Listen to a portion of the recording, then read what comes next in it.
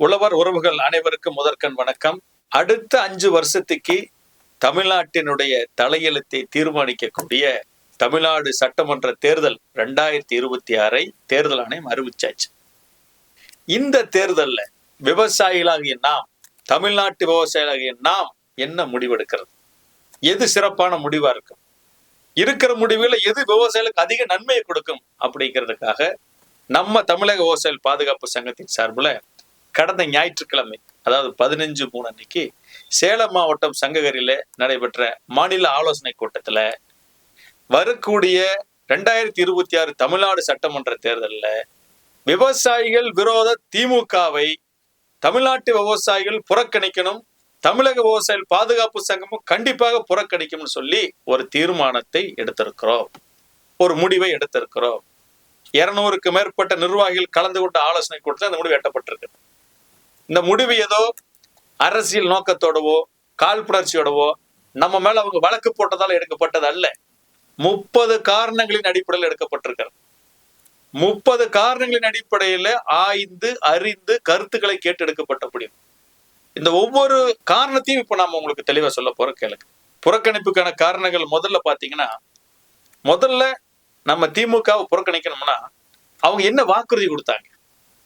2021 சட்டமன்ற தேர்தலில் திமுக 505 வாக்குறுதிகளை தேர்தல் அறிக்கைங்கிற பேர்ல கொடுத்தாங்க. அதுல பாத்தீங்கன்னா வரிசையின் 27 இருந்து 110 வரைக்கும் விவசாயிகள் சம்பந்தப்பட்ட வாக்குறுதிகள். ஆக மொத்தம் 83 வாக்குறுதிகள். இந்த 83 வாக்குறுதிகள்ல தெளிவா ஒவ்வொன்றை எடுத்து படிச்சு பார்க்கும்போது பார்த்தோம்னா சரியா 10 கோரிக்கைகளை, வாக்குறுதிகளை மட்டும்தான் இவர்கள் நிறைவேற்றியிருக்கிறார்கள். மீதி 73 நிறைவேற்றவே இல்லை.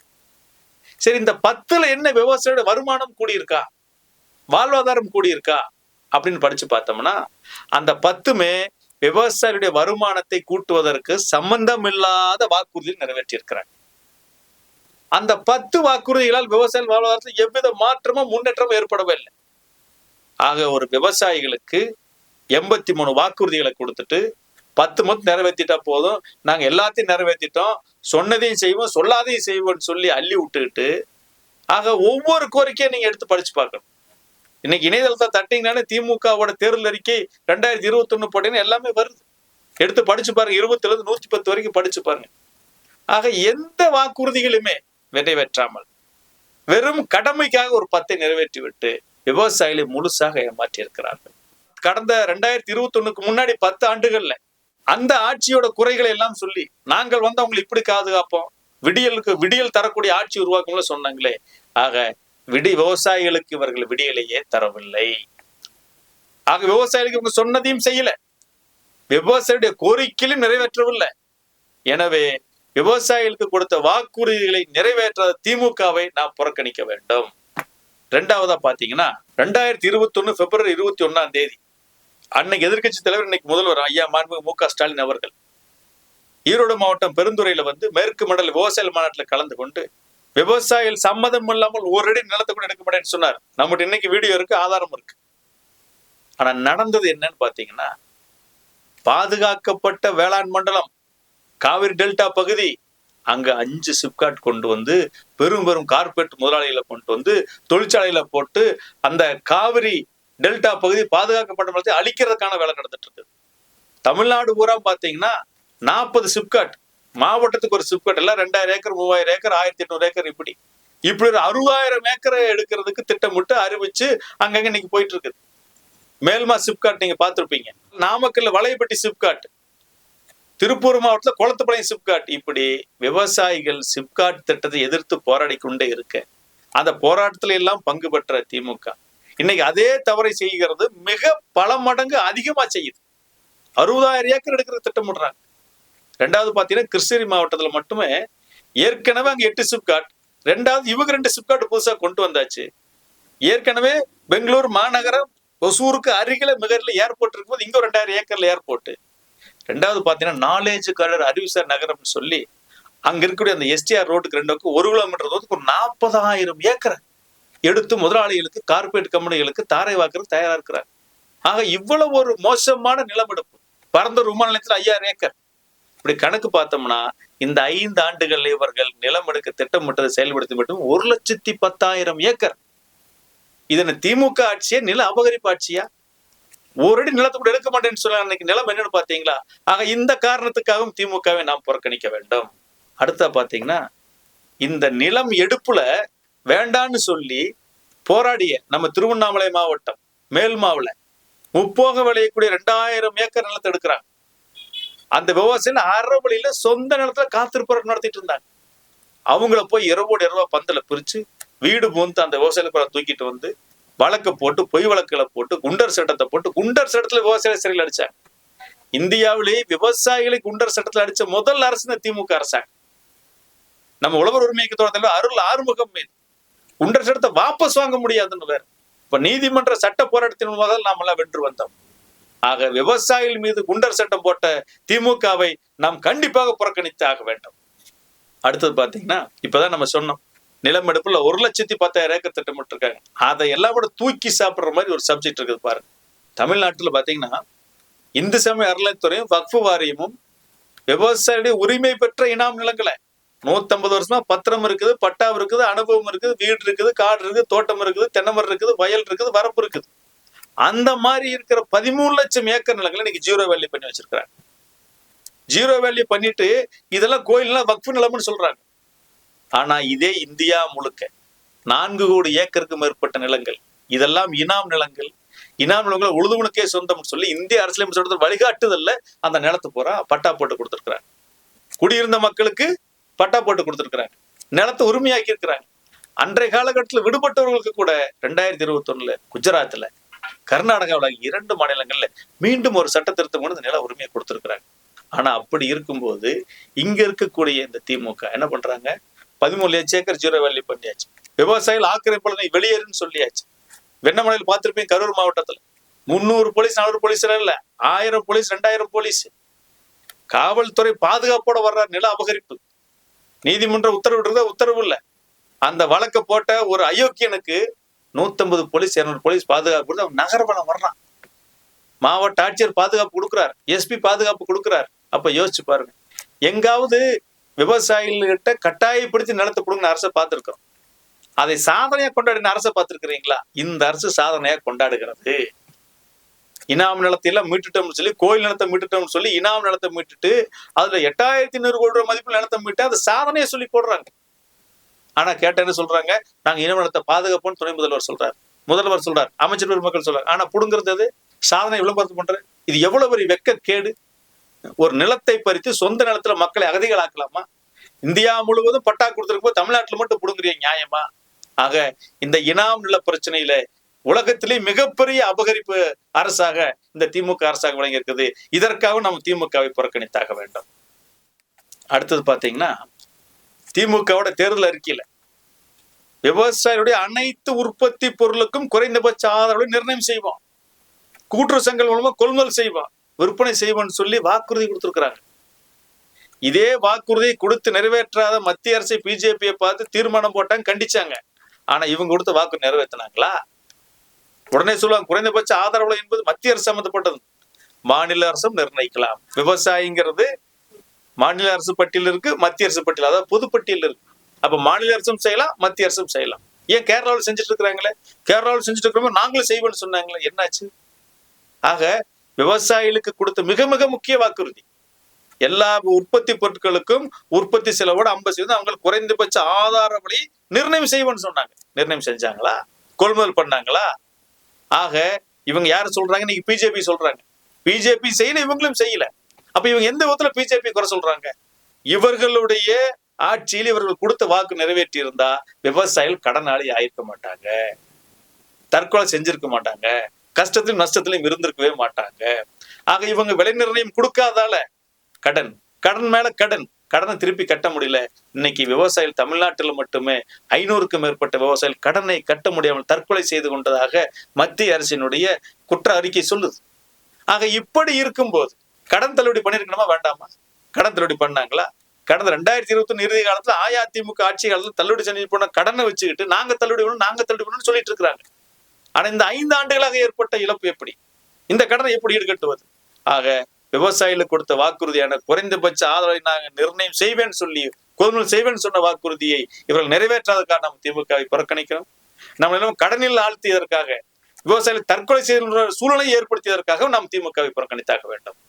அடுத்ததா பாத்தீங்கன்னா, ஒவ்வொரு வருஷமும் வேளாண்மை துறைக்குன்னு 45,000 கோடிக்கு மேல சராசரி தமிழ்நாட்டில் ஒதுக்கிட்டு இருக்கிறாங்க. இதுல 50க்கும் மேற்பட்ட மானிய திட்டங்கள், அதற்கு மட்டும் 30,000 கோடி ஒதுக்குறாங்க. இந்த 50 வகையான மானிய திட்டங்களுடைய விவசாயிகள் வாழ்வாதாரம் உயரல, விவசாயிகளுக்கு தேவையான பொருட்களும் கிடைக்கல, எல்லாமே ஊழல் மானிய பொருள். உங்க திட்டங்களே வேண்டாம், நீங்க நேரடியாக விவசாயிகளுக்கு பணத்தை பிரிச்சு வங்கி கணக்குல போட்டுருங்க. தமிழ்நாட்டில் 1 கோடி ஏக்கர் விவசாய நிலம் இருக்கு. 30,000 கோடி பிரிச்சு போட்டா ஒரு நிலத்துக்கு வருஷத்துக்கு ஒரு ஏக்கருக்கு 30,000 ரூபாய் கொடுக்க முடியும். வருஷந்தோறும் 30,000 ரூபாய் கொடுத்தா விவசாயிகளுக்கு எவ்வளவு வந்திருக்கும்? 1,50,000 ரூபாய் வந்திருக்கும் ஒரு ஏக்கருக்கு. கடனாளி ஆயிருப்பாங்களா? தேவையான பொருளை பூரா வாங்கியிருப்பாங்கல்ல. இன்னைக்கு இயந்திரமயமாக்கல் நம்ம கடனை வாங்கி மிஷின் எல்லாம் வாங்கிட்டு இருக்கிறோம். ஆக விவசாயிகளுக்கு நேரடியாக அது உற்பத்தி மனையமா வங்கி கணக்குல வர வைக்கணும்னு கேட்டுக்கிட்டே இருக்கிறோம். தொடர்ச்சி அதை கொடுக்காம ஊழல் திட்டங்களையே கொடுத்து அதிகாரிகளும் அரசியல்வாதிகளும் மட்டுமே நல்லா இருந்துட்டு இருக்கிறாங்களே. எனவே உற்பத்தி மனையத்தை நமக்கு வழங்காமல் ஊழல் மானிய பொருட்களை வழங்கி நம்ம ஏமாற்றியதற்காக நாம் இந்த திமுகவை புறக்கணிக்க வேண்டும். அடுத்தது பாத்தீங்கன்னா, தமிழ்நாட்டினுடைய பாரம்பரிய உணவு உலகம் முழுவதும் கல் இறக்க விற்க பருக தடை கிடையாது. இந்தியாவிலும் தமிழ்நாட்டை தவிர எந்த மாநிலத்திலும் தடை கிடையாது. கேரளாவில் ஒரு மரத்துக்கு பாத்தீங்கன்னா மாசம் 1000 ரூபாய்க்கு இன்னைக்கு அரசாங்கமே குத்தகைக்கு எடுத்து விவசாயிகளுக்கு வருமானத்தை கொடுத்துட்டு இருக்குது. ஆனா தமிழ்நாட்டுல தென்னை விவசாயிகளுக்கு அந்த வருமானம் கிடைக்குதா? பனையேரிகளுக்கு அந்த பாதுகாப்பு கிடைக்குதா? ஆக கல் இறக்கறக்கு அவர்கள் விதிக்கப்பட்ட தடையை நீக்க வேண்டும் சொல்லி போராட்டம், ஆர்ப்பாட்டம், மாநாடு எல்லாத்தையுமே நடத்திட்டு இருக்கிறோம். கல் இறக்கும் உரிமை போராட்டத்தை நடத்தி கொண்டிருக்கிறோம். விவசாயிகளுக்கு சுதந்திர அரசு, சமத்துவ அரசு, எல்லோருக்கும் எல்லாமான அரசு, சமூக நீதி அரசுன்னு சொன்னீங்க. விவசாயிகளுக்கும் பணியாரிகளுக்கும் சமூக நீதி கொடுத்தாங்களா? கல் இறப்பதற்கு விதிக்கப்பட்ட தடை நீக்கினார்களா? நீக்கல. கல் இறக்கி விற்க பருக இவர்கள் விதித்த தடை நீக்காதை கண்டித்தும் நாம் இந்த வருகிற சட்டமன்ற தேர்தலில் திமுகவை புறக்கணிக்க வேண்டும். அடுத்தது பாத்தீங்கன்னா, இந்த வனவிலங்குகள் பிரச்சனை. வனவிலங்குகள் எல்லாம் விவசாயிகளை போராட வச்ச பெருமை இந்த அரசாங்கத்தான் சேரும். காட்டு பண்ணி தொல்லை சகிக்க முடியல, எந்த பயிரும் வைக்க முடியல, சாலையிலும் பயணிக்க முடியல, அடிச்சு கொள்ளுது விவசாயிகள், அனைத்து பயிர்களையும் சேதப்படுத்துது. கேரளாவுல ஊராட்சி மன்றங்களே இந்த காட்டுப்பணியை சுட்டுக்கொள்ளாம நாங்க அரசாணை போட்டு அனுமதி வழங்கியிருக்காங்க. அப்ப அங்க காட்டுப்பணி கட்டுப்படுத்தப்பட்டது. ஆனா தமிழ்நாட்டுல நாங்களும் அரசாணை போடுறோம்னு சொல்லி கேரளாவெல்லாம் போய் பார்த்துட்டு வந்து ஒரு அரசாணை போட்டாங்க. கேரளாவில் பேப்பர்ல எழுத முடியும், தமிழ்நாட்டில் போட்டு அரசாணை வச்சு தமிழ்நாட்டுல காட்டுப்பணியை சுட்டு கொண்டு விடலாம், குறைத்து விடலாம், விவசாயிகள் பாதுகாக்கப்படுவார்கள் அப்படின்னு. அந்த அளவுக்கு செயல்படுத்த முடியாத அளவுக்கு ஒரு அரசாணை இவர்கள் பிறப்பித்திருக்கிறார்கள். இதனால காட்டுப்பண்ணி பாத்தீங்கன்னா ஒரு மாசத்துக்கு 2-3 சுட்டு கொண்டு அங்க கணக்கு அமைச்சிட்டு இருக்காங்க. அதெல்லாம் பல லட்சக்கணக்கில் பெரிய கிடக்குது. கடலோர மாவட்டங்கள் இருந்து தமிழ்நாட்டுடைய மத்திய மாவட்டங்கள் வரைக்கும் இன்னைக்கு காட்டுப்பண்ணி விரிவடைஞ்சு கிடக்குது. எந்த பயிரும் வைக்க முடியல. இந்த காட்டு விலங்கை அழிப்பதற்கு கூட இவர்கள் இன்னும் நம்மளை ஏமாற்றி கொண்டிருக்கிறார்கள். அடுத்தது பாத்தீங்கன்னா, கர்நாடகாவில் பழைய ரயில் தண்டவாளத்தை எடுத்து வனப்பகுதி ஓரமா வேலி அமைச்சு யானைகள் வந்து விவசாய நிலத்துக்கு வர்றதுக்கெல்லாம் மிகச்சிறப்பா கட்டுப்படுத்தி இருக்கிறாங்க. அதை தமிழ்நாட்டில் அமைங்கன்னு சொன்னோம், அதையும் அமைக்கவே இல்லை. இன்னைக்கு பாருங்க, மேற்கு தொடர்ச்சி மலையோரமா தினசரி யானைகள் விவசாய நிலத்துக்குள்ள வந்துட்டு இருக்குது. யானைக்கும் பாதுகாப்பு இல்லை, விவசாயிகளுக்கும் பாதுகாப்பு இல்லை, கடுமையான நெருக்கடி. இத்தனை வந்து யானை அழிக்குது, காட்டுப்பண்ணி அழிக்குது. அந்த பயிர்களுக்கு சந்தை மதிப்பில் இழப்பீடு கொடுக்குறாங்கன்னு கேட்டா அதுவும் கிடையாது, ரொம்ப சொற்பம். 10% கூட உங்களுக்கு கொடுக்கறதே கிடையாது. இதே மத்திய பிரதேசத்துல காட்டு விலங்குகளால் பாதிக்கப்பட்டு ஒருத்தர் 25 லட்சம் ரூபாய் கொடுக்குறாங்க. ஆனா தமிழ்நாட்டுக்கு வெறும் 10 லட்சம் ரூபாய். ஆக ஒட்டுமொத்தமாக இந்த வனவிலங்கு பிரச்சனையில இந்த விவசாயிகளை வஞ்சித்ததற்காக இந்த திமுக நாம் புறக்கணிக்க வேண்டும். அடுத்தது பாத்தீங்கன்னா, நாங்கள் ஆட்சிக்கு வந்தால் நெல்லுக்கு குவிண்டாலுக்கு 2,200 சொல்லி அறிவிச்சாங்க. விவசாயிகள் நம்பினார்கள், வாக்களித்தார்கள். கொடுத்தாங்களா? இல்லையே. கேட்டதுக்கு அமைச்சர் சக்கரவர்த்தி பதில் சொல்றாரு, ஏன் எங்களுக்கு 5 வருஷம் இருக்கு ஆட்சி காலம், நாங்க 5 வருஷத்துக்குள்ள கொடுத்துருவோம் அப்படின்னு சொன்னார். கொடுத்தது எப்ப தெரியுங்களா? 6 மாசம் தான் ஆச்சு. ஆக 4.5 வருஷமா கொடுக்காம கடைசி 6 மாசத்துல கொடுத்துருக்குறாங்க. இந்த நெல் கொள்முதல்ல மட்டும் பாத்தீங்கன்னா 2 கோடி மெட்ரிக் டன் இந்த திமுகவோட ஆட்சியில் கொள்முதல் நடந்திருக்குது. ஒவ்வொரு கிலோவுக்கு, அதாவது மூட்டைக்கு 40 ரூபா 50 ரூபா லஞ்சம் வாங்கினாங்க. சராசரியை பார்த்து ஒரு கிலோவுக்கு 1 ரூபா லஞ்சம் வாங்கியிருக்கிறாங்க. அப்படி பார்த்தா விவசாயிகள் இருந்து இவர்கள் லஞ்சமாக பெற்றது மட்டுமே நெல் கொள்முதல் 2000 கோடி ரூபாய். 2000 கோடி ரூபாய் விவசாயிட்டு இருந்து லஞ்சமா கிலோவுக்கு 1 ரூபான்னு போட்டு இப்படி திருடி சாப்பிட்டு இருக்காங்களே. இந்த அரசு மீண்டும் தொடர அனுமதிக்க வேண்டுமா? ஆக கண்டிப்பாக நெல் கொள்முதலிலே ஊழலை தடுக்காமல் இவர்கள் ஊக்குவித்ததற்காக இவர்களை நாம் வீட்டிற்கு அனுப்ப வேண்டும். அடுத்ததாக, நாங்கள் ஆட்சிக்கு வந்தால் எல்லா எரிகாற்று குழாய் திட்டம், எண்ணெய் குழாய் திட்டம், கேஸ் பைப்லைன், ஆயில் பைப்லைன் போற ரோட்டோரமா போடுவேன்னு சொன்னாங்க. கெயில் திட்டத்தை போட்டீங்க. கணேசன்கிற ஓசை தற்கொலை செஞ்சு போராட்டம் தீவிரமானதுக்கு அப்புறம் தான் போட்டீங்களே. ஐடிபிஎல் திட்டத்தை போட்டீங்களா? கோவை திருப்பூர் மாவட்டங்கள்ல 70 கிலோமீட்டர் தூரத்துக்கு இருக்கிற பைப்லைன், பழைய பைப்லைன் எடுத்து ரோட்டோரமா போடுங்க, புதுசையும் ரோட்டோரமா போடுங்க, சாலையில் இடம் இருக்குன்னு சொல்லி விவசாயிகள் கடந்த 3 வருஷம் போராடுறோமே, கொடுத்த வாக்குறுதி ஏன் நீங்க நிறைவேற்றல? மத்திய அரசாங்கத்தை கேட்ட என்ன சொல்றாங்க? எங்க பைப்பு போட சொல்லுவாங்க, நாங்க அங்க போட்டு ரெடியா இருக்கிறாங்க. ஆனா மாநில அரசு ஏதாச்சும் ஒரு பதில் சொல்லுதா? விவசாயிகள் 3 வருஷம் போராட்டமே. ஏதாச்சும் சட்டமன்ற உறுப்பினர்கள் வந்தீங்களா? நாடாளுமன்ற உறுப்பினர்கள் வந்தீங்களா? அமைச்சர் உறுப்பினர்கள் வந்தீங்களா? எத்தனை முறை உங்கள்கிட்ட நடந்தோம்? ஐயா அதை சாலையோரமா போட்டு கொடுங்க, சாலையோரமா போட்டு கொடுங்க, நாங்க 20 வருஷம் பாதிக்கப்பட்டிருக்கிறோம், கெஞ்சினுமே கதறணுமே, கேட்டீங்களா? ஆக இந்த விவசாய நிலத்தை ஐடிவில் பைப்லைனை அமைத்து அபகரிப்பதற்கு திட்டமிட்டு இருக்கிற திமுகவை கண்டிப்பாக விவசாயிகள் புறக்கணிக்க வேண்டும். அடுத்தது பாத்தீங்கன்னா, நாங்க ஆட்சிக்கு வந்தா கரும்புக்கு டன்னுக்கு 4000 ரூபாய் தருவோம்னு சொன்னாங்க. கொடுத்தாங்களா? மத்திய அரசு கொடுத்ததை காட்டிலும் இவர்களுக்கு கூடுதலாக எந்த தொகையுமே கொடுக்கல. 4000 ரூபாய் கொடுக்கணும்னு சொன்னாங்களே, மத்திய அரசு கொடுத்த தொகை தாண்டி உங்க கொடுக்கணுமா வேண்டாமா? கொடுத்த கூடுதல் தொகை தாண்டி 4000 ரூபாய் ஏன் கொடுக்கல? கரும்பு ஆலைகள், கூட்டுறவு ஆலைகள் பூரா இன்னைக்கு மூடப்பட்டு கிடக்குது நிறைய. கரும்பு அரைக்கிறதுக்கு அறவைக்கு கரும்புகளே இல்ல, கரும்பு ஆலைகள். அவ்வளவு மோசமா இன்னைக்கு கரும்பு விவசாயம் பாதிக்கப்பட்டிருக்குது. அரசாங்கத்திட்ட போய் கேட்டா, அமைச்சிட்ட போய் கேட்டா, கரும்பு தானே பாத்துக்கலாம், நானே பெரிய கரும்பு விவசாயி தானே, விவசாயிகளை பார்த்து ஒரு எகத்தாளமாக பேசக்கூடிய இன்னைக்கு நிலைமை தமிழ்நாட்டில் நிலவிட்டு இருக்குது. கரும்பு விவசாயிகளுக்கு டன்னுக்கு 4000 ரூபாய் தருவேன்னு சொல்லி இவர்கள் வாக்குறுதி அளித்து விட்டு தராமல் ஏமாற்றியதற்காகவும் கண்டிப்பாக இந்த திமுக வீட்டுக்கு அனுப்ப வேண்டும் என கேட்டுக்கொள்கிறோம். அடுத்தது பாத்தீங்கன்னா, தருமபுரி மாவட்டத்துல தென்பெண்ணை ஆற்றின் குறுக்குல ஈச்சமடையில தடுப்பணை கட்டி 100க்கும் மேற்பட்ட ஏரி குளங்களை நிரப்பணும்னு சொல்லி அரசாணை பிறப்பிச்சாச்சு. அரசாணை பிறப்பிச்ச திட்டத்தை இவர்கள் செயல்படுத்தாமல் அப்படியே முடக்கியதால் தண்ணி கடலுக்கு போயிட்டே இருக்குது. கடுமையான பஞ்சம். ஒரு கடலுக்கு போற உபரி நீரை தண்ணி வரும்போது, மழை நீர் வரும்போது, வெள்ளம் வரும்போது எடுத்து ஏரிகளை நிரப்புறதுக்கு கூட இவர்கள் அரசாணை போட்டதுக்கு அப்புறம் நிதி ஒதுக்கணும். இவங்களை எவ்வளவு மோசமான இருப்பாங்கன்னு பாருங்க. அடுத்து பாத்தீங்கன்னா, காவிரி வைகை குண்டாறு இணைப்பு திட்டம் பெருமையான கனவு திட்டம், மிகச்சிறப்பான திட்டம். அந்த திட்டத்துக்கு இந்த நீர்வள ஆதாரத்துறை அமைச்சர் துரைமுருகன் அவர்கள் நிதி ஒதுக்க மாட்டேன்னு சொல்லி சாதிச்சுட்டே போயிட்டாருங்க. சும்மா திட்டத்தை பராமரிக்கிறதுக்கு 50 கோடி 60 கோடி மட்டும் ஒதுக்கிட்டு போயிட்டாங்க. திட்டம் அப்படியே நின்று கிடக்குது. இன்னைக்கு அந்த திட்டத்தை நிறைவேற்றி இருந்தா காவிரியில் உபரிநீர் வரும்போது வறண்ட பகுதிகளான புதுக்கோட்டை எங்க, ராமநாதபுரம் எங்க, அப்படியே நம்ம கன்னியாகுமரியிலிருந்து தண்ணி கொண்டு சேர்த்திருக்க முடியுமே. ஆக இந்த வெள்ள நீரை பயன்படுத்தாமல் இவர்கள் இந்த திட்டத்தை முடக்கி இருக்கிறதுனால் தமிழ்நாடு இன்னைக்கு வறட்சியில இருக்கிறது. தமிழ்நாடை வறண்ட மாநிலமாக மாற்றுவதற்காக உழைத்த இவர்களை நாம் வீட்டுக்கு அனுப்ப வேண்டிய அவசியம் நம்மளுக்கு தேவையும் இருக்கிறது என்பதை உங்களுக்கு நாங்கள் தெரிவித்துக் கொள்கிறோம். அடுத்தது கேட்டீங்கன்னா, உலகத்திலே மாபெரும் குடும்பம் தமிழ்நாட்டில் நடக்க நம்ம சொல்ற, யார் நம்ப மாட்டேங்கிறீங்க? வருஷத்துக்கு 2700 கோடி ரூபாய் இந்தோனேசியாவுக்கு, மலேசியாவில இருந்து பாமாயில் இறக்குமதி நம்ம தமிழ்நாட்டு ரேஷன் கடையில் வித்துட்டு இருக்கிறாங்க. 1 லிட்டர் 100 ரூபாய்க்கு இறக்குமதி பண்ணி 1 லிட்டருக்கு 75 ரூபாய் மானியம் கொடுத்து 25 ரூபாய்க்கு ரேஷன் கடையில் வித்துட்டு இருக்காங்க. நம்ம மக்கள் வாங்கிட்டு இருக்கிறாங்க. ஆனா தமிழ்நாட்டுல தேங்காய் எண்ணெய் உற்பத்தி செய்யக்கூடிய விவசாயிகள், எள்ளு விவசாயிகள், நிலக்கடலை விவசாயிகள் தங்களுடைய எண்ணெய் வித்துக்களுக்கு கட்டுப்படியாகிற விலை கிடைக்காம அந்த விவசாயத்துக்கு வெளியிட்டு இருக்கிறாங்க. கடுமையான நஷ்டத்திலையும் இருக்கிறாங்க. ஆக தமிழ்நாட்டு மக்களுடைய வரி பணத்தை தமிழ்நாட்டு விவசாயிகளுக்கு கொடுக்க வேண்டாமா? ஆனா நாங்கள் வந்தால், ஆட்சிக்கு வந்தால் கொடுப்போம்னு சொல்லி திமுக தேர்தல் அறிக்கையில் சொல்லுச்சு. சொன்னதை அமல்படுத்த சொல்லி தொடர்ச்சி எல்லா விவசாய சங்கங்களும் போராட்டம். ஆனா இது வரைக்கும் அமல்படுத்தவே இல்லை. அப்ப இவங்களை யார்கிட்ட ஓட்டு கேட்க போய் சொல்லணும்? ஓட்டு கேட்டு வரும்போது நீங்க சொல்ல வேண்டியது என்னன்னா, நீ இந்தோனேசிய விவசாயிட்டு போய் ஓட்டு கேளு, மலேசியா விவசாயிட்டு போய் ஓட்டு கேளு. என்ன தமிழ்நாட்டு விவசாயிட்ட ஓட்டு கேட்டு வர்றீங்க? நீங்க கண்டிப்பா கேட்டாகணும். ஏன்னா மானியம் கொடுக்குற இந்தோனேசியா, மலேசியா விவசாயி ஓட்டு மட்டும் போற தமிழ்நாட்டு விவசாயி இழிச்சு வாயினா என்பதை கண்டிப்பாக நீங்கள் அனைவரும் இந்த திமுகவை பார்த்து கேட்க வேண்டும் என நாங்கள் கேட்டுக்கொள்கிறோம். அடுத்தது பாத்தீங்கன்னா, தேனி மாவட்டம் கடமலைக்குண்டு மயிலிடம்பர வருஷநாடு பகுதி, அதே மாதிரி கூடலூர் பகுதிகளில் 100 ஆண்டுகளுக்கு மேலாக விவசாயம் செஞ்சுட்டு இருக்கிறாங்க. விவசாயத்தின் ஒதுக்கப்பட்ட பகுதி. இந்த பகுதி எல்லாம் பாத்தீங்கன்னா வனத்துறைக்கு இன்னைக்கு அரசாங்கம் எடுத்து கொடுத்துருக்குது. கிட்டத்தட்ட பார்த்தா இது ஒரு 30,000 ஏக்கருக்கு மேல போய் சேருது.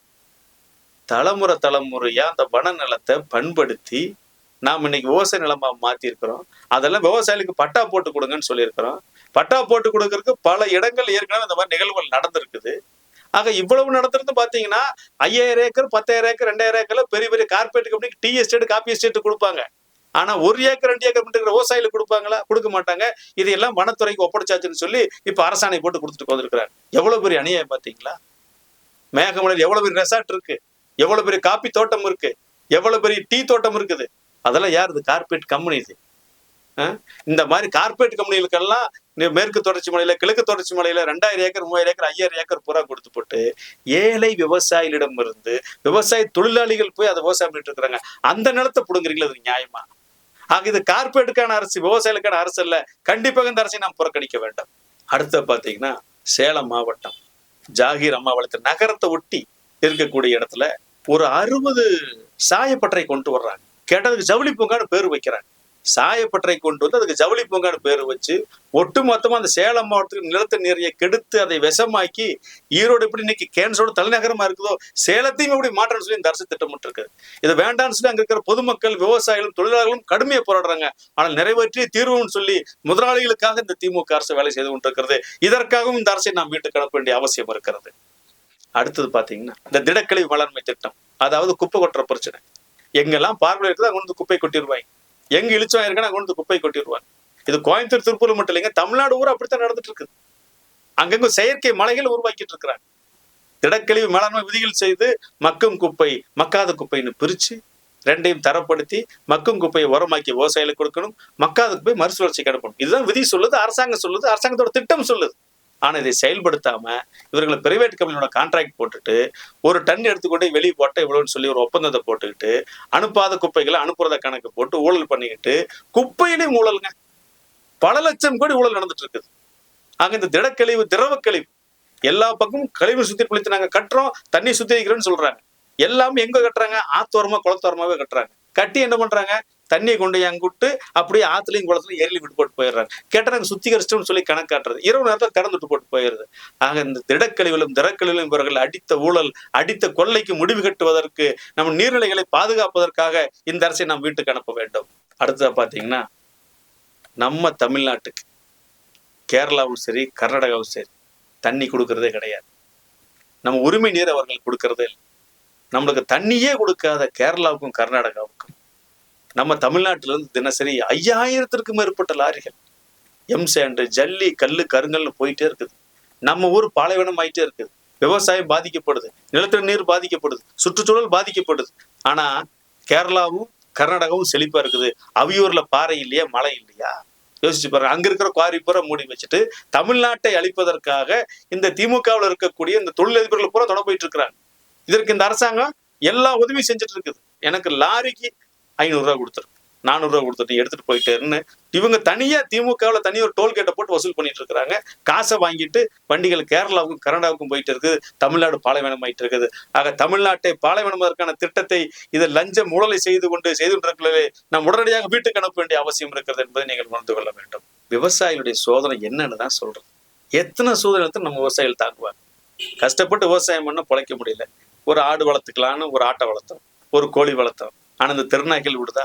இந்த திருநாய்களை வந்து நகராட்சிகள், உள்ளாட்சி, நகராட்சி, மாநகராட்சி எல்லாமே வந்து பிடிக்கணும், கருத்தடை செய்யணும், லைசன்ஸ் இல்லாத நாயை பிடிச்சி பட்டியல் அடைக்கணும், சட்டம் விதியிலையும் போட்டு எந்த உள்ளாட்சி நிர்வாகங்களும் நாய் பிடிக்கல, பிடிச்சாலும் அப்படி கொண்டு கிராமத்தில் போட்டு போயிடுறாங்க. இதனால திருநாய்கள் எண்ணிக்கை பல மடங்கு பெருகி போச்சு. இந்த திருநாய்கள் பூரா வந்து என்ன பண்றது? நம்ம பட்டியல் இருக்கிற ஆட்டை பூரா கடிச்சு போடுது. நம்ம திருப்பூர்ல, நம்ம ஈரோட்டுல, ஏன் தமிழ்நாடு முழுவதும் இன்னைக்கு இந்த திருநாய்களால் கடிக்கப்பட்டிருந்த காளைகள் எண்ணிக்கை மிக அளவுல. அதுவும் திருப்பூர் மாவட்டத்தில் ஈரோடு மாவட்டத்தில் நடந்த போராட்டங்கள் அதிகம். எத்தனையோ ஆடுகளை இறந்து போச்சு. அத்தனை ஆடுகள் இருந்தும் பாத்தீங்கன்னா நிரந்தரமா ஒரு அரசாணை போட்டு ஆடு இறந்தா, கோழி இறந்தா அந்த உள்ளாட்சி நிர்வாகங்கள் மூலம் ஒரு இழப்பீடு கொடுக்குற ஒரு அரசாணை போடுங்க கேட்டு நடக்காத போராட்டத்தை நடத்தணும். அத்தனை இடத்துலயும் நம்ம விவசாயிகள், நம்ம சங்கங்கள் இணைந்து மிகப்பெரிய அந்த போராட்டத்தை நடத்தணும். ஆனா இவங்க என்ன பண்ணாங்க தெரியுங்களா? ஒரு நிரந்தர தீர்வு காண்பதற்கு பதிலாக முதல்வர் நிவாரண நிதியிலிருந்து ஒரு தொகையை கொடுத்துட்டு நிரந்தர தீர்வே காணாம மூடி முடிச்சிட்டாங்க.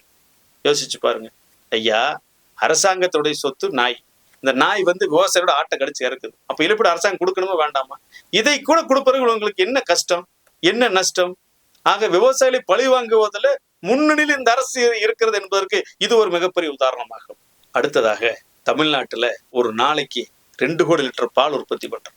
இதுல 30 லட்சம் லிட்டர் குறைஞ்சபட்சம் ஆவின் கொள்முதல் பண்ணுது. 1 லிட்டர் பால் உற்பத்தி பண்றதுக்கு 61 ரூபா செலவு வரும். ஆனா இந்த அரசு கொடுக்கறது சராசரி 31 ரூபா மட்டும்தான். விவசாயிகளுக்கு 30 ரூபா ஒவ்வொரு லிட்டர் பாலுக்கு நஷ்டம். ஆனால் நம்ம பாலை கறந்து நாட்டு மக்களுக்கு உணவு தேவையை நாம ஈடுகட்டி கொண்டே இருக்கிறோம். இவங்க ஏதாச்சும் கொடுத்தாங்களா? எதுவுமே கொடுக்கல.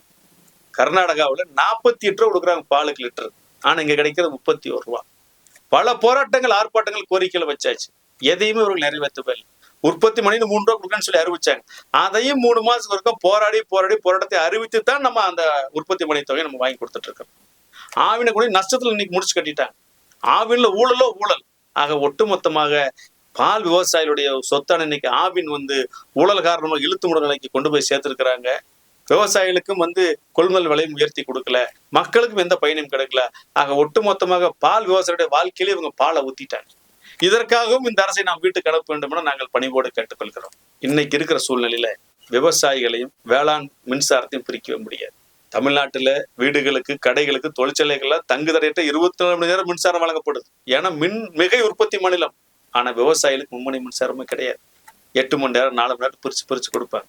மும்முனை மின்சாரத்தை கொடுக்க சொல்லி அரசாணை போட்டுச்சு, சட்டம் போட்டுச்சு, நீதிமன்றம் சொல்லியாச்சு. ஆனாலும் இது வரைக்கும் கிடைக்கவே இல்லை. 2021 இதே திமுக நாங்க ஆட்சிக்கு வந்தா 24 மணி நேரம் தங்குதடையற்ற மும்முனை மின்சாரம் கொடுப்பேன்னு சொன்னாங்க. கொடுத்தாங்களா? கொடுக்கவே இல்லையே. இன்ன வரைக்கும் அமல்படுத்தவே இல்லையே. ஆக 5 ஆண்டுகளை விவசாயிகள் எப்படி ஏமாற்றிருக்காங்க நீங்க பாருங்க. அது மட்டுமா நடந்தது?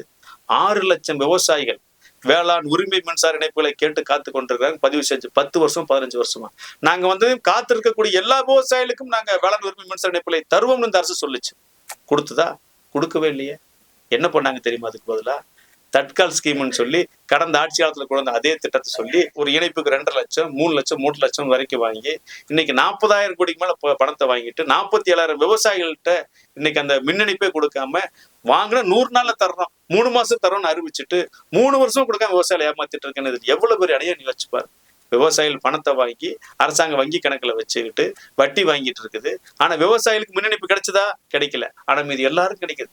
வெளிநாட்டு கார்பரேட் கம்பெனிக்கெல்லாம் கிடைக்குது, சலுகை விலையில கிடைக்குது. ஆனா தமிழ்நாட்டு விவசாயிகளுக்கு இவர்கள் எவ்வளவு பெரிய ஏமாற்றத்தை கொடுத்திருக்கிறாங்க. விவசாயிகள் பணத்தை வாங்கிட்டு எப்படி எல்லாம் ஏமாத்திருக்காங்க பாருங்க. ஆக இதை நாம் நீடிக்கப்பட வேண்டுமா? எனவே உடனடியாக நாம் திமுகவை இந்த தேர்தலை புறக்கணித்து வீட்டுக்கு அனுப்ப வேண்டும். கள்ளச்சாராயம் குடிச்சு இறந்தா முதல்வர் ஓடி பாக்குறாரு, அமைச்சர் பெருமக்கள் ஓடி பாக்குறாங்க. 10 லட்சம் 20 லட்சம் 30 லட்சம் தூக்கி கொடுக்குறாங்க. அரசியல் கட்சி கூட்டத்துக்கு போய் நெரிசல்ல இருந்தா 30 லட்சம் கொடுக்குறாங்க. ஆனா இதே விவசாய தொழிலாளிகள் வெயில நின்று, மழையில நின்று, இடியில நின்று, மின்னல நின்று விவசாய வேலை பார்க்கும் போது இறந்து போயிட்டா வெறும் 3 லட்சம் ரூபாய் இந்த அரசாங்கம் கொடுக்குது. அதுவும் முதல்வர் நிவாரண நிதியில இருந்து. அதுக்கு ஒரு நிரந்தர அரசனை கிட்ட நீண்ட காலமா கோரிக்கை வச்சுட்டு இருக்கிறோம். அதை பத்தி எல்லாம் பேசவே இல்லை. ஆனா இன்னொரு பக்கம் இவங்க என்ன பண்றாங்கன்னு கேட்டு பாருங்க. கள்ளச்சாராயம் குடித்து இறந்தா 10 லட்சம், கட்சி கூட்டத்துக்கு போய் இறந்தா 30 லட்சம். அப்ப விவசாய தொழிலாளிகளும் இவங்க எவ்வளவு தூரம் அவமரியாதை செய்யறாங்க பாத்தீங்களா? இந்த விவசாயிகளை அவமரியாதை செய்கிற அரசு நீடிக்க வேண்டும் என்பதை நீங்களே முடிவெடுங்கள் விவசாயிகளை. அடுத்ததாக தமிழ்நாட்டினுடைய உரிமை காவிரியின் குறுக்கே மேகதாது அணை கட்டுவதற்கு கர்நாடகா எல்லா முயற்சிகளையும் எடுக்குது. திட்ட அறிக்கையை தயாரிச்சுட்டாங்க. திட்ட அறிக்கையை தயாரிப்பதற்கு உரிமை கிடையாது. தமிழ்நாடு அரசாங்கம் உச்சநீதிமன்றத்தில் வழக்கு போடுது.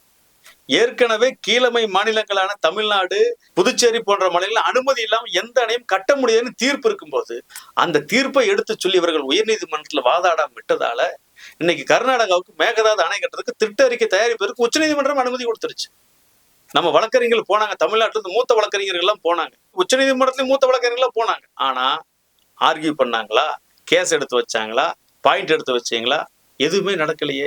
ஆக வழக்கை உரிய முறையில் இவர்கள் நடத்தாததாலும், வழக்கறிஞர்களுக்கு சரியான தகவலை கொடுத்து வாதாட வைக்காதாலும் பாத்தீங்கன்னா இன்னைக்கு அந்த வழக்கு தோத்து போய் கிடக்குது. தமிழ்நாட்டுக்கு மிகப்பெரிய அபாயம் சேர்ந்திருக்குது. காவிரியில் தண்ணி வருமா, தண்ணியே கனவா போய்கிற சூழ்நிலை ஏற்பட்டு இருக்கிறது.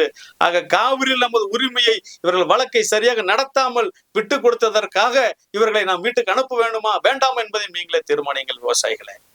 அடுத்ததாக விவசாயிகள் அவர்கள் உற்பத்தி செய்கிற பொருட்களை நேரடியாக அவர்களே விற்கலாம், இடைத்தரகர்கள் கிடையாதுன்னு சொல்லி கலைஞர் கருணாநிதி அவர்கள் உழவர் சந்தை திட்டத்தை கொண்டு வந்தாங்க. அந்த உழவர் சந்தை திட்டம் விவசாயிகளுக்கு நல்ல பயனை கொடுத்துட்டு இருந்துச்சு. ஆனா காலப்போக்கில் என்னாச்சுன்னு பாத்தீங்கன்னா விவசாயிகள் அப்படிங்கிற போர்வையில வியாபாரிகள் உள்ள வந்துடுறாங்க. ரெண்டாவது உழவர் சந்தைக்கு கேட்டு வரைக்கும் அதுக்கு வர்ற வழியில 2 பக்கம் பாத்தீங்கன்னா இந்த வியாபாரிகள் கொண்டு ஆக்கிரமிப்பு கடைகளை போட்டு பொருளை விற்கிறாங்க. உழவர் சந்தையில காய்கறிகள் விற்க மாட்டேங்குது. அப்படி இருக்கிற சூழ்நிலையில இந்த ஆக்கிரமிப்பை எல்லாம் அகற்றணும், விவசாயிகள் உழவர் சந்தை நல்ல விற்று வாழ்வாதாரத்தை வருமானத்தை பெருக்குவதற்கு உரிய வாய்ப்பை ஏற்படுத்தணும்னு சொல்லி நீண்ட காலமாக போராடி கொண்டிருக்கிறோம். போராடணுமே அவங்க என்ன கொடுத்தாங்க? அவங்க அந்த ரோட்டோர கடை போட்டிருக்கிட்ட போய் ஒரு நாளைக்கு 100 200ன்னு வாங்கிட்டு லஞ்சம் வாங்கிட்டு இந்த திமுக சேர்ந்த ஆளுங்கட்சியை சேர்ந்த இந்த அரசியல்வாதிகள் அந்த உள்ளூர் கவுன்சிலர் இவங்க எல்லாரும் சேர்ந்துட்டு அந்த கடை போடுறது ஊக்குவிக்கிறாங்க. கலெக்டர் கண்டுக்கிறது இல்லை, அமைச்சர் கண்டுக்கிறது இல்லை. ஆக இன்னைக்கு உழவர் சந்தை என்பது விவசாயிகள் உள்ளே செல்ல முடியாத அளவுக்கு மோசமா இருக்கிறது காரணம் இந்த திமுக.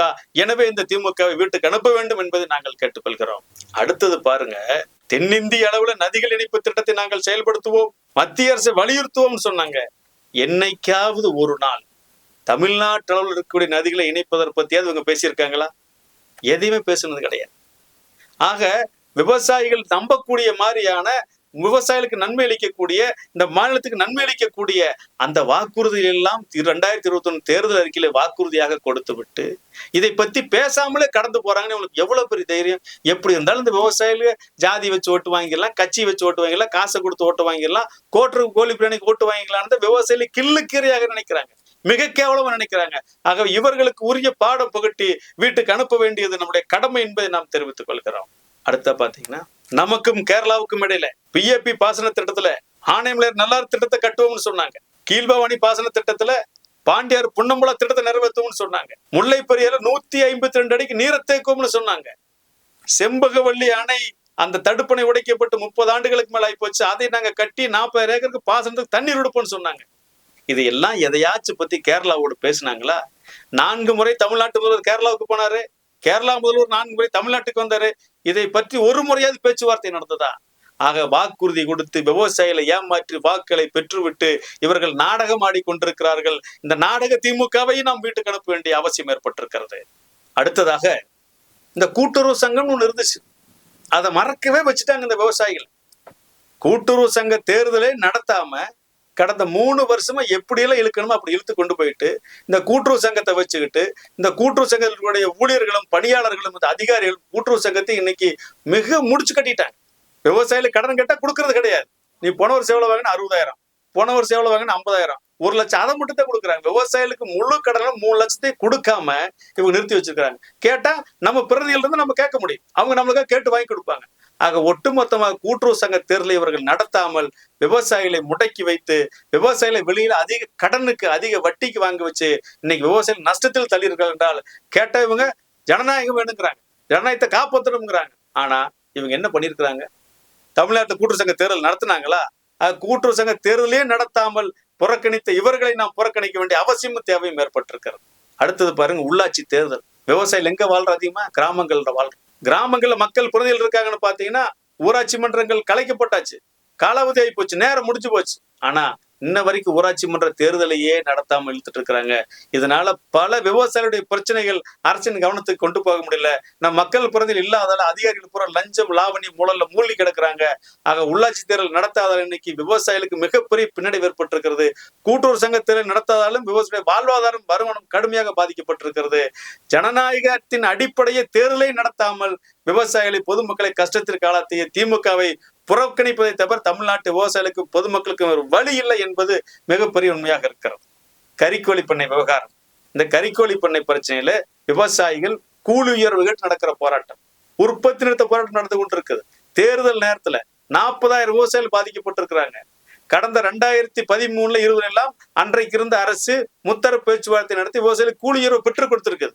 அதையெல்லாம் மறந்துட்டு விவசாயிகளை பேசுறேன்னு சொல்லிட்டு வாங்க 21ஆம் தேதி முத்தரப்பு பேச்சுவார்த்தை நடத்துறேன்னு சொல்லிட்டு அமைதியாக அறவழியில போராட்டம் நடத்தி கொண்டிருந்த விவசாயிகளை எல்லாம் கம்பெனி வண்டி உடைச்சாங்க, போராட்டத்தை தூண்டுனாங்கன்னு சொல்லி என் மேல 7 வழக்கு, ஏபிடி மகாலிங்கம் மேல 5 வழக்கு, வழக்கு போட்டு பொய் வழக்கு போட்டு சிறையில் அடைக்கிறது, 12 விவசாயிகளுக்கு சிறை, 30 விவசாயிகளுக்கு மேல பொய் வழக்கு. யோசிச்சு பாருங்க, ஒரு கார்பரேட் கம்பெனி முதலாளிகளுக்காக 40,000 விவசாயிகளை பகைத்து கொண்டு கடந்த காலத்துல முத்தரப்பு பேச்சுவார்த்தை நடத்தி கூலியுறவு நடத்த எல்லாம் மறைத்து விட்டு அவற்றெல்லாம் எடுத்து சொல்லியும் முத்தரப்பு பேச்சுவார்த்தை நடத்தி கூலியுறவு பெற்று தரோன்னு சொல்லி வாக்குறுதியும் கொடுத்து விட்டு பேச்சுவார்த்தைக்கு தேதியும் குறிச்சிட்டு பேச்சுவார்த்தை நடத்தாம சென்னைக்கு வந்த 10,000 விவசாயிகளை திருப்பி அனுப்புனீங்களது நியாயமா?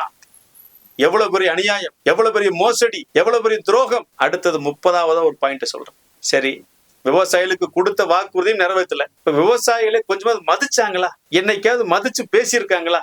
ஐயா மாண்புமிகு வேளாண்மைத்துறை அமைச்சர் எம்.ஆர்.கே. பன்னீர்செல்வம் இருக்கிறாளே, விவசாயிகளை கேவலமா திட்டுறதுக்கும் கிண்டல் அடிக்கிறதுக்கும் எள்ளி நகையாடுறதுக்கு இவர்கிட்ட இந்தியாவில் ஆளே கிடையாது. அவ்வளவு மோசமா பேசுவார், அவ்வளவு மோசமா திட்டுவார், யாரையும் பேசுறதுக்கும் விட மாட்டார், கருத்து சொன்னாலும் கேட்கவும் மாட்டார். கருத்து ஏய் உக்காரப்பா உக்காரப்பா அப்படின்னு சொல்லி முடிக்கிட்டு போவார். முதல்வரும் மதித்தது கிடையாது, அதிகாரிகளும் மதிச்சது இல்ல. இந்த விவசாயிகள் குறைதீர் நாள் கூட்டம் ஒண்ணு இருக்குது, அது கடமைக்கு நடக்குது. அதிகாரிகள்லாம் வந்து அங்க கோந்துட்டு பப்ஜி கேம் விளையாண்டுட்டு இருக்கிறாங்க. அப்போ விவசாயிகளை பத்தி முதல்வருக்கு அக்கறை இருக்கணும்ல, அவருக்கு ஆர்வம் இருக்கணும்ல, அமைச்சர் சரியா இருக்கணும். இவங்க சரியா இருந்தா தானே கீழே இருக்கிற வேளாண்மை துறை அதிகாரிகள், அமைச்சர் பெருமக்கள், கலெக்டர் எல்லாரும் சரியா இருந்திருப்பாங்க. ஆக ஒட்டுமொத்தமாக இவர்கள் விவசாயிகளுக்கு சுயமரியாதையை கொடுக்கல. கேட்டா சுயமரியாதை மீட்கிற அரசு, எல்லாருக்கும் எல்லாமான அரசு சொன்னீங்களே, விவசாயிகளுக்கான அரசு எங்கே நடந்ததா? நாங்க நேரடியாக கேட்கிறோம். திமுகவை சேர்ந்த யார் வேண்டுமானாலும் எங்களோடு வரலாம், இந்த 30 பிரச்சனைகள் மீது உங்கள் கருத்துக்களை பகிரலாம், நாங்களே மேடை அமைச்சு தர்றோம், நீங்க என்ன செஞ்சீங்கன்னு சொல்லுங்க, என்ன செய்யுங்க நாங்க சொல்றோம். நேரடியாக ஒளிபரப்புக்கு நாங்க தயாரா இருக்கிறோம். திமுக யாரை அனுப்பினாலும் சரி, ஜனநாயக பூர்வமாக அமைதியாக கருத்துக்களின் அடிப்படையில வாதிடுவதற்கு நாங்கள் தயாராக இருக்கிறோம். ஆக இந்த காரணங்களின் அடிப்படையிலே தமிழ்நாட்டு பொதுமக்களும் விவசாயிகளும் இந்த திமுக வேற சட்டமன்ற தேர்தலில் புறக்கணிக்க வேண்டும், இவர்களுக்கு நீங்கள் வாக்களிக்க கூடாது என்று நாங்கள் தமிழக விவசாயிகள் பாதுகாப்பு சங்கத்தின் சார்பில் கேட்டுக்கொள்கிறோம். அப்ப யாருக்கு தாப்பா வாக்களிக்கிறது அப்படின்னு நீங்க கேள்வி கேட்பீங்க. யாருக்கு வேண்டுமானாலும் வாக்களியுங்கள், இவர்களுக்கு வாக்களிக்காதீர்கள் என்பதில் என்னோட நிலைப்பாடு. யாருக்கும் பிடிக்க நோட்டாவை கூட போடுங்க. ஆக இந்த கட்சி இந்த 5 ஆண்டுகளாக இந்த விவசாயிகள் நடத்திய கொடுமைகளை நான் உங்களுக்கு கண்முன்ன புட்டு வச்சேன், ஆதாரத்தோட எடுத்து வச்சிருக்கிறேன். ஆக இதன் மீது யாரு வேண்டுமானாலும் வரலாம், பாதிடலாம் என்பதை நாம் தெரிவித்துக் கொள்கிறோம். அடுத்தது, ஏப்பா திமுக மட்டும் புறக்கணிக்கிறீங்க, பிஜேபியை நீங்க புறக்கணிக்கிறேன்னு சொல்லலாம். இது தமிழ்நாடு சட்டமன்றத்துக்கான தேர்தல்.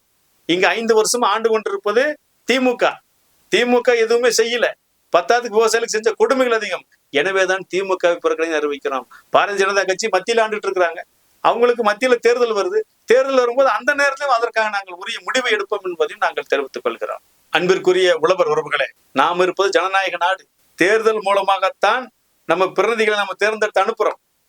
அந்த பிரதிநிதிகள் சரியா செயல்படாதாலதான் 75 ஆண்டுகளாக நம்மளுடைய கோரிக்கைகள், நியாயமான கோரிக்கைகள் நிறைவேற்றப்படாமல் இருக்குது. 60% பேர் இந்த மாநிலத்துல விவசாயத்தை நம்பி இருக்கிறோம். கிராமங்கள் பிற விவசாயிகள் நிரம்பி இருக்கிறோம், விவசாய தொழிலாளிகள் இருக்கிறோம். ஆனால் இன்னைக்கு விவசாய தொழிலாளிகளும் விவசாயிகளும் இணைந்திருந்தா இன்னைக்கு என்ன ஆச்சு? இந்த மாநிலமே நம்ம கையில. நம்மளுக்கு தேவையான வாழ்வாதாரத்தை, வருமானத்தை பெருக்கிருக்க முடியும், ஊழல் இல்லாத ஆட்சியை மக்களுக்கு கொடுத்திருக்க முடியும். ஆனா நம்ம அரசியலுக்கு போனோமா? போகல. ஆனா நம்ம அரசியலை வேண்டாம்னு ஒதுங்கிட்டோம். அரசியல் என்னாச்சு? நம்மளை ஒதுக்கிடுச்சு.